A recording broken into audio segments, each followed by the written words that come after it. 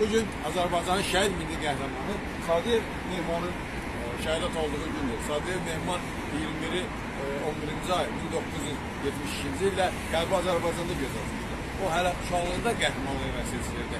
1988-ci ildə Azərbaycanda azadlıq hərəkatı başladığı zaman Mehman da azadlıq hərəkatına qoşulmuşdu. Birinci Qarabağ müharibəsi başladığı zaman Mehman da orduya yazılmışdı. Bir çox qəhrəmanlıqlar göstərən Mehman demək ki, düşmənin diqqət mərkəzinə çevrilmişdi.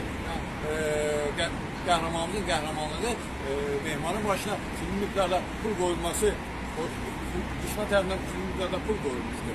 1992-ci 9 mayda qəhrəmanımız Şuşa rayonunun Nəblər kəndi uğrunda görən döyüşlərdə qəhrəmancasına şəhid olmuşdu. Biz Azərbaycan Respublikası Milli Qəhrəmanlar Təşkilatı olaraq qəhrəmanımızın ailəsinə başsağlığı veririk. İnşallah haqq dünyasında qəhrəmanlıqla görüşmək Allah bizə nəsib edər. Gəlin qəhrəmanlarımızı unutmayaq, onları yaşadaq.